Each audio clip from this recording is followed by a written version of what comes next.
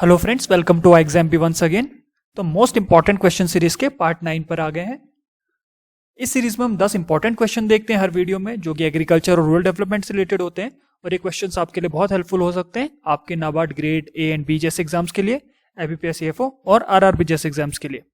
अगर आपको इस वीडियो का पीडीएफ चाहिए तो आप डिस्क्रिप्शन में से हमारा टेलीग्राम चैनल ज्वाइन कर लीजिए।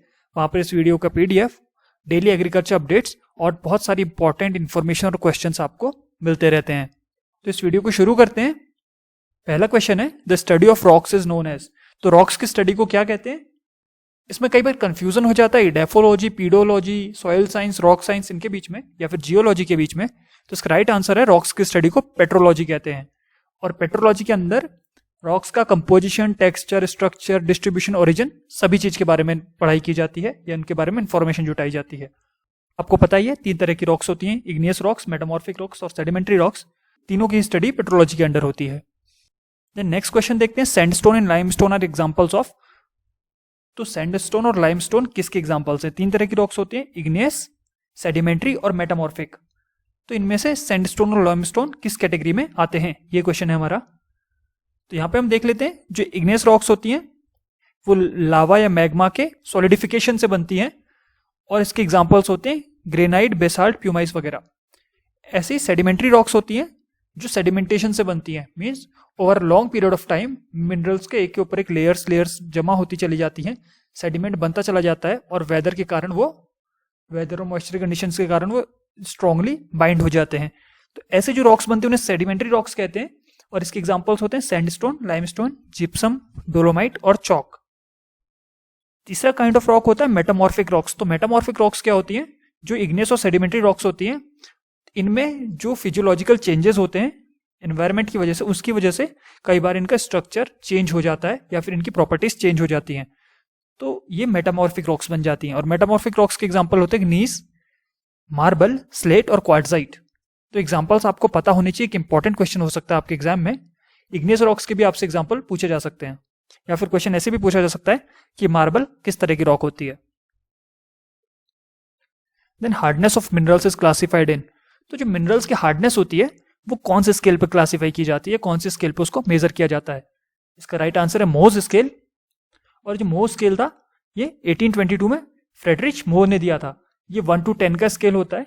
इसमें 1 रैंकिंग या 1 कैटेगराइजेशन उसका किया जाता है जो सबसे सॉफ्ट मिनरल होगा, और 10 पर उसे रखा जाता है जो सबसे हार्ड मिनरल होगा। तो यहां पर हमने एग्जाम्पल्स लिए हुए हैं, टैल्क या जिप्सम, ये सबसे सॉफ्ट मिनरल्स होते हैं, तो इनकी रैंकिंग 1 और 2 होती है। और डायमंड सबसे स्ट्रॉन्ग मिनरल होता है या सबसे हार्ड मिनरल होता है, जिसकी रैंकिंग 10 होती है। तो इन सबको आपको याद रखने की जरूरत नहीं है। इसमें से टैल्क, जिप्सम, क्वार्ट्ज और डायमंड, ये 4 का आपको अगर पता होगा तो अच्छा रहेगा आपके लिए। देन नाइक्रा की बात करते हैं, national innovation on climate resilient agriculture. ये एक बहुत इंपॉर्टेंट चीज है, इसके बारे में आपने पहले भी पढ़ा होगा या हमारे क्वेश्चंस में देखा होगा मॉक टेस्ट में। तो ये फरवरी 2011 में रिलीज हुआ था। और इसमें क्वेश्चन ये है कि कौन सी एजेंसी है जिसने इसको लॉन्च किया था, ये किसका प्लान है और इसका ऑब्जेक्टिव क्या है? नाइक्रा का ऑब्जेक्टिव है स्ट्रेटेजिक रिसर्च, टेक्नोलॉजी डेमोन्स्ट्रेशन और कैपेसिटी बिल्डिंग। तो स्ट्रेटेजिक रिसर्च, टेक्नोलॉजी डेमोन्स्ट्रेशन और कैपेसिटी बिल्डिंग के लिए एक प्लान लॉन्च हुआ 2011 फरवरी में। तो इसको लॉन्च किया था आईसीआर ने। और आईसीआर किसके अंदर आता है? Ministry of agriculture, government of India के अंदर। ICR is Indian council of agriculture research. ICR के अलावा इसमें 2 एजेंसीज और इन्वॉल्व हैं। एक है क्रीडा, central research institute for dryland agriculture, ये हैदराबाद में है। और दूसरा है सीआईएई भोपाल, ये central institute of agriculture engineering. तो ये दोनों भी बहुत इंपॉर्टेंट इंस्टीट्यूट्स हैं, आपसे इनका लोकेशन भी पूछा जा सकता है, तो ये भी आपको पता होना चाहिए। देन नेक्स्ट क्वेश्चन है, यूरिया की हमारे इंडिया में बहुत ज्यादा यूरिया के ऊपर सब्सिडी मिलती है। इसके कारण इंडिया में जो फर्टिलाइजर एप्लीकेशन का रेशियो है वो बिगड़ गया है, क्योंकि यूरिया के ऊपर बहुत ज्यादा सब्सिडी मिलती है और अदर फर्टिलाइजर्स पे ऐसे सब्सिडी नहीं मिलती, उन पे न्यूट्रिएंट बेस्ड सब्सिडी मिलती है जो कम होती है यूरिया से। इस कारण यूरिया का बहुत ज्यादा यूज देश में होने लगा है। तो जो आइडियल रेशियो है यूरिया, पोटाश और फॉस्फोरस को अप्लाई करने का या एनपीके को अप्लाई करने का, वो 4:1 है सीरियल क्रॉप्स के लिए। ये 4:1 का रेशियो बिगड़ गया है क्योंकि लोग बहुत ज्यादा यूरिया यूज कर रहे हैं। तो ये बिगड़ के रेशियो कितना हो गया है? इंडिया का नेशनल एवरेज कितना है एनपीके रेशियो का, ये यहां पर क्वेश्चन पूछा है। तो इसका राइट आंसर है 6.1, 2.5 और 1। तो ये 4:1 से बदल के 6.1, 2.5 और 1 हो गया है। और यहाँ पे एग्जाम्पल भी एक बताया कि पंजाब स्टेट में ये बहुत ज़्यादा हो गया। पंजाब में तो यूरिया का इतना ज़्यादा इस्तेमाल होता है कि 25.8, 5.8 और 1 चला गया है ये रेशियो। जो मेन फर्टिलाइजर्स यूज होते हैं एनपीके के लिए, एन के लिए यूरिया यूज होता है, नाइट्रोजन से मिलता है, पी के लिए फॉस्फोरस के लिए डीएपी यूज होता है, और पोटाश के लिए केसीएल या फिर एमओपी यूज होता है। देन नेक्स्ट क्वेश्चन, स्फूर्ति एक स्कीम है एमएसएमई के अंडर, मिनिस्ट्री ऑफ एमएसएमई के अंडर। तो क्वेश्चन ये पूछा है कि 2020 के बजट में स्फूर्ति स्कीम के ऊपर कितना एलोकेशन हुआ। तो स्फूर्ति जो स्कीम है, पहले आपको उसका फुल फॉर्म पता होना चाहिए। यह scheme fund for regeneration of traditional industries. तो ट्रेडिशनल इंडस्ट्रीज या फिर जो हमारे इंडिजिनस लघु उद्योग हैं उनको बढ़ाने के लिए स्कीम है। और ऑब्वियस सी बात है क्योंकि इंडस्ट्री से रिलेटेड है तो ये एमएसएमई के अंडर आएगी, ministry of small and medium enterprises के अंडर आएगी।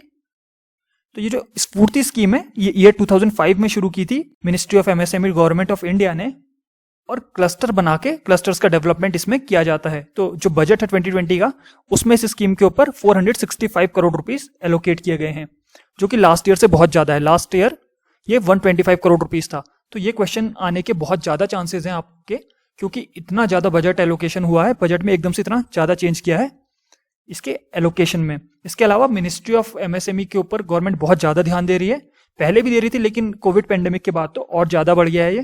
तो एमएसएमई मिनिस्ट्री के ऊपर क्वेश्चंस आने के आपके चांसेस एग्जाम में बहुत बढ़ जाते हैं। देन नेक्स्ट क्वेश्चन भी एमएसएमई से रिलेटेड है। यहाँ पे पूछा कि जो एमएसएमई की पूरी मिनिस्ट्री है उसका टोटल बजट कितना है बजट 2020-21 में।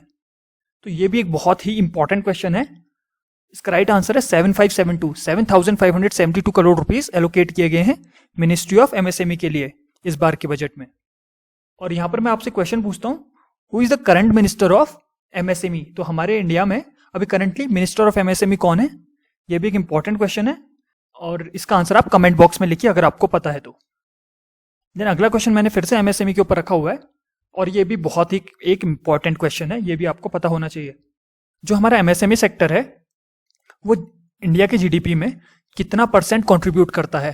तो इंडियन जीडीपी का कितना परसेंट कंट्रीब्यूशन एमएसएमई सेक्टर से आता है। तो इसका राइट आंसर है 29%। और इसके अलावा एक और इंपॉर्टेंट फिगर जो आपको पता होना चाहिए यहाँ पर, वो है ये 45% वाला, जो यहाँ नीचे नोट लिखा हुआ उसकी लास्ट लाइन देखिए कि इंडिया का जो टोटल एक्सपोर्ट होता है उसका 45% एमएसएमई सेक्टर से आता है। तो ये भी बहुत एक इंपॉर्टेंट फिगर है, इसके ऊपर भी क्वेश्चन आपसे एग्जाम में पूछा जा सकता है।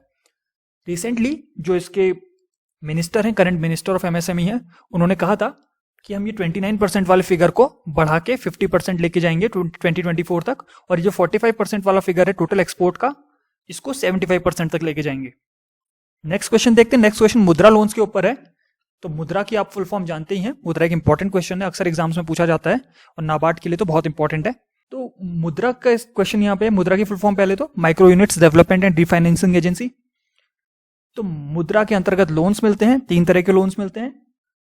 अगर आपको अपना कोई नया बिजनेस स्टैब्लिश करना है या फिर आपका एग्जिस्टिंग बिजनेस है उसको आपको बूस्ट करना है, उसको आगे बढ़ाना है, उसके लिए मिलता है।